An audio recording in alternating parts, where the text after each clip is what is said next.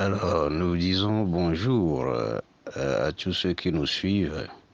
Et donc, aujourd'hui, nous allons nous entretenir sur ce sujet qui importe beaucoup les hommes et même les femmes.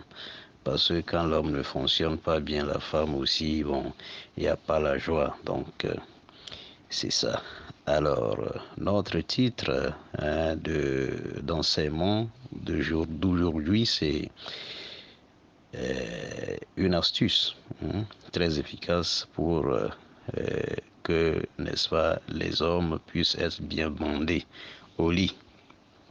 Alors, il y a, je vais dire bandage, il y a bandage dans bandage. Et quand on parle de bander, pour ceux qui ne connaissent pas ou bien ne comprennent pas, nous parlons de l'érection dure de la verge. C'est de ça qu'il s'agit. Alors, euh, on note que voilà, quand l'homme prend de l'âge ou bien quand l'homme fait ses activités, etc., avec du stress, tout et tout, bon, sa performance arrive, n'est-ce pas, à diminuer. Hein, et ça s'observe chez beaucoup d'hommes et chez certains hommes aussi. Et c'est difficile de trouver ces genres de manquements-là. Alors, nous devons nous dire que tout ce dont nous avons besoin pour, n'est-ce pas, être en bonne santé, comme Dieu nous a créés, ou bien comme on est sorti du ventre de nos mamans, nous l'avons chez nous et dans notre sol. Ça pousse dans notre sol. Notre sol fait pousser tous ces genres de choses-là. Et donc c'est pourquoi il faut noter que nos grands-parents avaient fait recours, avaient fait recours à ces genres de choses-là pour, n'est-ce pas, être toujours en bonne santé.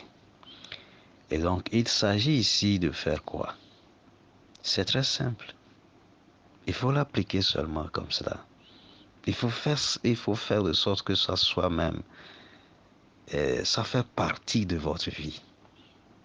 Vous savez, nous arrivons des fois à ne pas, c'est pas à examiner le fonctionnement de notre organisme. Quand vous prenez quelque chose, l'effet que ça a sur votre organisme, vous devez le savoir. Et c'est par là que vous devez savoir ce qu'il faut manger, à quand il faut le manger, etc. Voilà. Mais on ne fait pas cela. On est dedans comme ça. C'est pas bien. Alors, nous allons chercher l'oignon. Nous avons deux types d'oignons. Hein. En matière de couleur d'oignon, nous avons l'oignon blanc et nous avons l'oignon rouge. Nous allons chercher l'oignon rouge. Et quand nous cherchons l'oignon rouge, juste une boule, ça suffit. Ou bien, et quand vous prenez une boule, sa moitié, ça suffit. Donc l'oignon rouge. Et voilà, vous avez votre sauce. Hein, que ce soit une sauce de tomate. Donc quand je parle de sauce de tomate, je parle de sauce de tomate faite avec le poisson frais, poisson frit, poisson fumé, et la viande de bœuf.